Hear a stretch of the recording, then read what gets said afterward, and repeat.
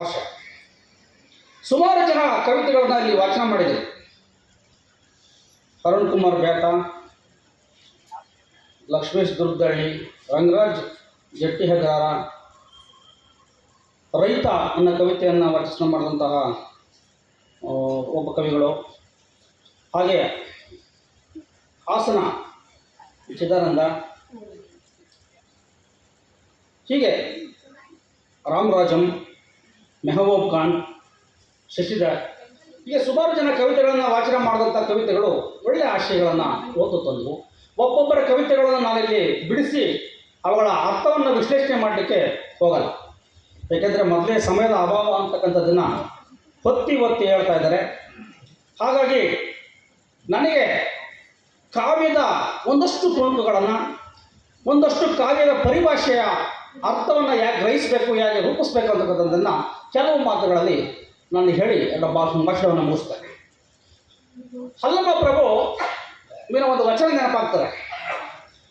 ಮರಪಕ್ಷಿಯಂತೆ ದಿಸೆ ದಿಸೆಯನ್ನು ಹಾರಿಸುತ್ತಿದ್ದೆ, ಹರಿತವರಿಲ್ಲ ಹರಿತು ಮರೆತವರಿಲ್ಲ, ಮಡುವಿನಲ್ಲಿ ಬಿದ್ದ ಹಾಲಿಕಲ್ಲಿನಂತೆ ನಾನಿದ್ದೆ ಗುಹೇಶ್ವರ.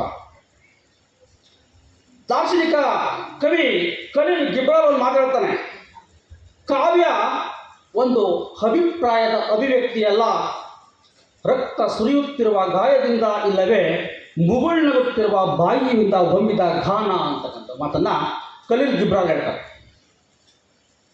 ಡಾಕ್ಟರ್ ಶಿವರುದ್ರಪ್ಪ ಅವರು ಅದೇ ಒಂದು ಆಶಯದಲ್ಲಿ ಹೇಳ್ತಾ, ಬರೀ ಪದಕ್ಕೆ ಪದ ಜೊತೆಗಿದ್ದರೆ ಅದು ಪದ್ಯವಾದೀತು ಹೇಗೆ ಅಂತಕ್ಕಂಥದ್ದನ್ನು ಪ್ರಶ್ನೆ ಮಾಡ್ತಾ ಹೋಗ್ತಾರೆ ಶಿವರುದ್ರಪ್ಪ ಅವರು. ದರಬೇಂದ್ರೆ ಮಗುವಿನ ಮುಷ್ಟಿಯೊಳಗಿನ ತಾಯಿಯ ಸೆರಗಿನ ನೂಲು ಕವಿತೆ ಅಂತಕ್ಕಂಥ ಮಾತನ್ನು ಹೇಳ್ತಾರೆ. ಮಗುವಿನ ಮುಷ್ಟಿಯೊಳಗಿನ ತಾಯಿಯ ಸೆರಗಿನ ನೂಲು ಕವಿತೆ ಅಂತ. ಅನಂತಮೂರ್ತಿನೋ ಅದೇ ಆಶಯದಲ್ಲಿ ಹೇಳ್ತಾ, ಪದ್ಯ ಪದವಲ್ಲದಿರಬೇಕು, ಹೆಜ್ಜೆ ಗುರುತು ಇಲ್ಲದ ಪಕ್ಷಿ ಹಾರುವ ಅತ್ತೆ ಕಾಲದಲ್ಲಿ ಸ್ತಬ್ಧ ಎನಿಸಬೇಕು, ಏರುವ ಚಂದ್ರನಂತೆ ಏರಕೂಡದು ಇರಬೇಕು. ಹೀಗೆ ಕಾವ್ಯ ಅಂತಕ್ಕಂಥದ್ದು ಹೆಜ್ಜೆ ಗುರುತಿಲ್ಲದ ಎರಡು ಸಾಲಿನ ಖಾಲಿ ಜಾಗದಲ್ಲಿ ಅರ್ಥ ಕೊಡುವಂತೆ ಕಾವ್ಯ ರೂಪುಗೊಳ್ಳಬೇಕು. ಇವತ್ತು ಇದರೆಲ್ಲದರ ಕೊರತೆಗೆ ಒಂದಷ್ಟು ಹೆಚ್ಚು ಓದಿನ ಕೊರತೆ ಈಗಿನ ಕವಿಗಳಿಗೆ ಕಾಡ್ತಾ ಇದೆ ಅಂತಕ್ಕಂಥದ್ದು ನನಗಾದರೂ ಅನ್ನಿಸ್ತದೆ. ಕವಿಯಾದವನು ಯಾವಾಗಲೂ ಸಹ ವರ್ತಮಾನದ ತಲ್ಲಣೆಗಳಿಗೆ ಕಿವಿ ಆಗಬೇಕು. ಪ್ರಸ್ತುತ ವರ್ತಮಾನದಲ್ಲಿ ಏನು ನಡೀತಾ ಇದೆ, ಯಾವುದಕ್ಕೆ ನಾವು ಅದರ ವಿರುದ್ಧ ನಾವು ಬರಿಬೇಕು ಅಂತಕ್ಕಂಥದ್ದನ್ನು ಕವಿ ಹಕ್ಕಬೇಕು. ಬರೆದಿದ್ದೆಲ್ಲವೂ ಕಾವ್ಯ ಆಗಲಾರದು. ಕವಿ ಈ ವರ್ತಮಾನದ ತಲ್ಲಣೆಗಳಿಗೆ ನಾವು ಕಿವಿ ಆಗಬೇಕು ಅಂದಾಗ ಡಾಕ್ಟರ್ ಸಿದ್ಧಲಿಂಗಯ್ಯನವರು ನೆನಪಾಗ್ತಾರೆ ನನಗೆ. ಸಿದ್ಧಲಿಂಗಯ್ಯನವರು ಅವತ್ತಿನ ಕಾಲಘಟ್ಟದಲ್ಲಿ ಅಂತಹ ಕವಿತೆಗಳನ್ನು ರಚಿಸದೇ ಹೋಗಿದ್ದರೆ ಇವತ್ತು ಆಗಿನ ಕಾಲದಲ್ಲಿ ನೆಲೆಯೂರಿದಂತಹ ಜಾತೀಯತೆ, ಇಂತಹ ಸುಮಾರು ಸಮಸ್ಯೆಗಳ ವಿರುದ್ಧ ಬಡ್ಡಂತಹ ಸಿದ್ಧಲಿಂಗಯ್ಯನವರು ವರ್ತಮಾನದ ತಲ್ಲಣೆಗಳಿಗೆ ಅವತ್ತಿನ ಕಾಲದಲ್ಲಿ ಕಿವಿಯಾಗಿದ್ದರು. ನಿಜವಾದ ಕವಿ ಸಮಾಜಮುಖಿಯಾಗಿ ಸದಾ ಕವಿತೆಗಳು ಸರಿಯಾದಂಗೆ ಜೀವಂತವಾಗಿರಬೇಕು. ನಾವು ಬರೆದ ಕವಿತೆಗಳು ಎಲ್ಲಿರುವ ಜೀವಂತವಾಗಿರ್ತವೋ ಕವಿ ಅಲ್ಲಿವರೆಗೂ ಬದುಕಿರ್ತಾನೆ. ಅಂತಹ ಕವಿತೆಗಳನ್ನು ನಾವು ರಚಿಸಬೇಕು. ಆಗ ಆ ಕವಿಯೂ ಸಹ ಎಲ್ಲ ಕವಿತೆಗಳು ಸಾಗಲ್ಲ. ಇವತ್ತು ಬದುಕಿನ ನಳಿಕೆಗೆ ಗುಬ್ಬಿಗೂಡು ಕಟ್ಟಬೇಕು ಅಂತ ಬರೆದಂಥ ಕವಿಗಳು ನಮ್ಮ ಎದುರಿದ್ದಾರೆ.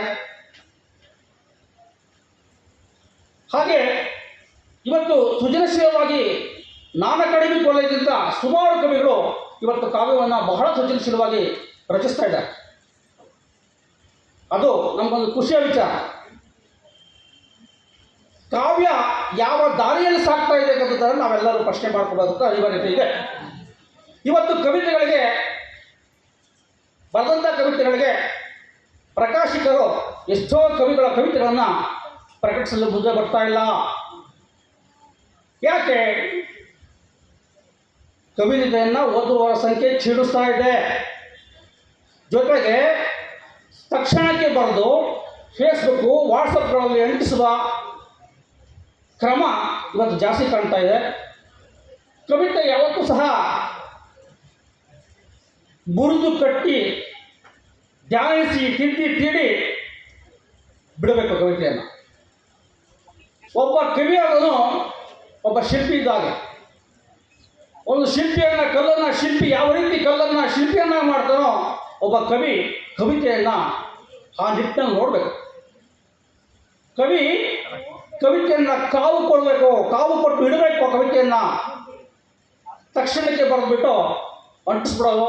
ಆ ಕವಿತೆಯ ಆಶಯಗಳು ಚೆನ್ನಾಗಿದ್ದರೂ ಸಹ ಆ ಕವಿತೆಯ ಲಯಗಳು, ಪ್ರತಿಭೆಗಳು, ರೂಪಕಗಳು, ಹೀಗೆ ಶಿಲ್ಪ ಎಲ್ಲವನ್ನು ಕೆಟ್ಟು ಅದು ಇನ್ನೊಂದು ಎಣ್ಣ ಇಡಲಿಕ್ಕೆ ಅನುವು ಮಾಡಿಕೊಡ್ತಾರೆ. ಹೀಗೆ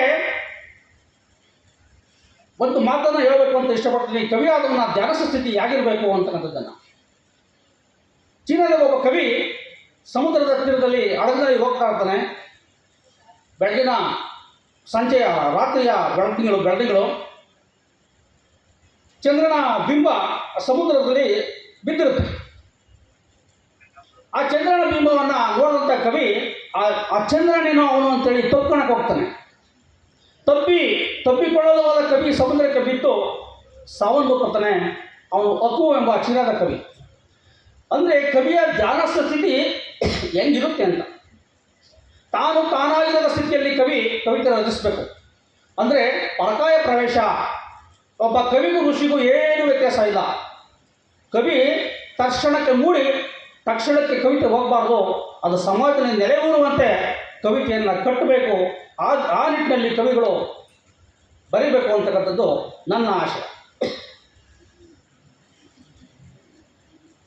ಹಾಗೆ ಎಷ್ಟೋ ಕವಿತೆಗಳು, ಈ ಕವಿತೆಗಳು ಹೆಂಗೆ ಬರ್ತವೆ, ಎಲ್ಲಿ ಹುಡ್ತವೆ, ಹೇಗೆ ಹುಡ್ತವೆ ಅಂದರೆ ಇವತ್ತು ನಾವು ಕಂಡಂತೆ ಹಿಂದಿನಿಂದ ಬಂದಿರತಕ್ಕಂಥದ್ದು ನಂದು ಒಳಗೊಂಡು. ಕವಿ ಹಸಿಗೊಂಡವರ ಬಟ್ಟೆಯಲ್ಲಿ ಕವಿತೆಗಳು, ಹಸಿಗೊಂಡವರ ನೋವಲ್ಲಿ, ಹಸಿಗೊಂಡವರ ಬಟ್ಟೆಯಲ್ಲಿ, ಬಡತನದಲ್ಲಿ, ಧ್ವನಿಯಲ್ಲಿ ಕವಿತೆಗಳು ಹುಡ್ತವೆ. ಕಾವ್ಯಕ್ಕೆ ತನ್ನದೇ ಆದ ಅಸ್ಮಿತೆ ಮತ್ತು ಗೇಯತೆಯನ್ನು ಕವಿ ದುಡಿಸ್ಕೊಳ್ಬೇಕಾಗ್ತದೆ. ಆಗ ಆ ಕವಿಗೆ ಬರೆದ ಕವಿತೆ ಸಾರ್ಥಕತೆ ದಾರಿಯಲ್ಲಿ ಕರ್ಕೊಂಡು ಹೋಗ್ತದೆ. ಹಾಗಾಗಿ ಇರುವುದನ್ನು ಮುರಿದು, ಪುರಾಣಗಳನ್ನು ಮುರಿದು ಹೊಸ ಬಗೆಯ ಕವಿತೆಗಳನ್ನು ಸೃಜಿಸುವ ಶಕ್ತಿ ಕವಿಯನ್ನು ಹೊಂದಬೇಕು. ಈ ಕವಿತೆಗಳನ್ನು ನಾವು ಬರೀಬೇಕಾದ ಸಂದರ್ಭದಲ್ಲಿ ಸುಮಾರು ಜನ ಹಿರಿಯ ಕವಿಗಳಿದ್ದಾರೆ. ಅವರ ಕವಿತೆಗಳನ್ನು ನೋಡಬೇಕು, ಓದಬೇಕು, ಧ್ಯಾನಿಸಬೇಕು. ಅವರು ಬರೆದಂಥ ಕವಿತೆಗಳಲ್ಲಿ ನಾವು ಯಾಕೆ ಬರೀಬಹುದು ಅನ್ನೋದನ್ನು ನಾವು ಆ ದಾರಿಯಲ್ಲಿ ಯೋಚನೆ ಮಾಡಬೇಕಾಗ್ತದೆ. ಮುರಿದು ಕಟ್ಟುವ ಕ್ರಮವನ್ನು ನಾವು ದುಡಿಸ್ಕೋಬೇಕಾಗ್ತದೆ. ಇವತ್ತಿನ ಕವಿಗಳು ಎಷ್ಟು ಜನ ಓದ್ತಾ ಇದ್ದೀರಿ? ಜಿ.ಎಸ್. ಶಿವರುದ್ರಪ್ಪನವರ ಕಾವ್ಯಾರ್ಥ ಚಿಂತನ ಎಂಬ ಕವಿತೆಯನ್ನು ಹೇಳ್ತಕ್ಕಂಥ ಕವಿತೆ, ಅದು ಬುಕ್ಕನ್ನು ಎಷ್ಟು ಜನ ಓದಿದ್ದೀರಿ? ಅದರ ಲಕ್ಷಣಗಳು, ಕಾವ್ಯಾರ್ಥ ಚಿಂತನೆಯ ದಾರಿಗಳನ್ನು ನೀವು ತಿಳ್ಕೋಬೇಕು. ಶಿವರುದ್ರಪ್ಪನವರ ಕಾವ್ಯಾರ್ಥ ಚಿಂತನೆ ಹೊಸದಾಗಿ ಬರೆಯುವ ಕವಿಗಳಿಗೆ ಕೈಗನ್ನಡಿ ಇದ್ದಂತೆ. ಹಾಗಾಗಿ ಅದನ್ನು ತಾವು ಓದಿ ಅಂತ ಹೇಳ್ತಾ, ಇದೇ ರೀತಿ ಕಾವ್ಯ ಯಾವಾಗಲೂ ಸಹ ನಾವು ಅದನ್ನು ಕೈಬಿಟ್ಟರು ನಮ್ಮನ್ನು ಕೈ ಬಿಡಲ್ಲ. ಆ ರೀತಿ ಕಾವ್ಯ ದಾರಿಯಲ್ಲಿ ಕವಿ ಸಾಗಬೇಕು.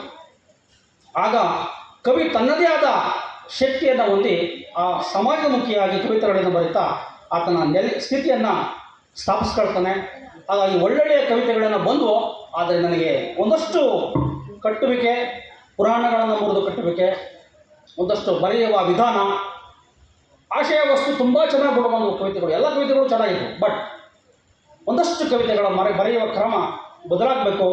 ಹೊಸ ಕವಿತೆಗಳು, ಹೊಸ ಕವಿಗಳು ಹೊಸ ಪುಸ್ತಕಗಳನ್ನು, ಹಳೆಯ ಹಿಂದಿನ ಕವಿಗಳ ಪುಸ್ತಕಗಳನ್ನು ಓದುತ್ತಾ ಕವಿತೆಯನ್ನು ರಚಿಸಿದಾಗ ತನ್ನದೇ ಆದ ಒಂದು ಶೈಲಿ, ತನ್ನದೇ ಒಂದು ಅಸ್ಮಿತೆಯನ್ನು ಕವಿಗಳು ಸ್ಥಾಪಿಸಿಕೊಳ್ಳಲಿಕ್ಕೆ ಅನುಕೂಲ ಆಗ್ತದೆ ಅಂತಕ್ಕಂಥದ್ದನ್ನು ಹೇಳ್ತಾ, ನನಗೆ ಇಷ್ಟು ಮಾತಾಡಲು ಅವಕಾಶ ಕೊಟ್ಟಂತಹ ಕರೆದ ಮುಕುಂದರಾಜ್ ಅವರು ಹಾಗೂ ಮುಳುಕುಂಟೆ ಅವರಿಗೆ ಅಭಿನಂದನೆಗಳನ್ನು ಸಲ್ಲಿಸ್ತಾ, ಧನ್ಯವಾದಗಳನ್ನು ಸಲ್ಲಿಸ್ತಾ ನನ್ನ ಎರಡು ಮಾತುಗಳನ್ನು ಮುಗಿಸ್ತಾ ಇದ್ದೇನೆ. ನಮಸ್ಕಾರ.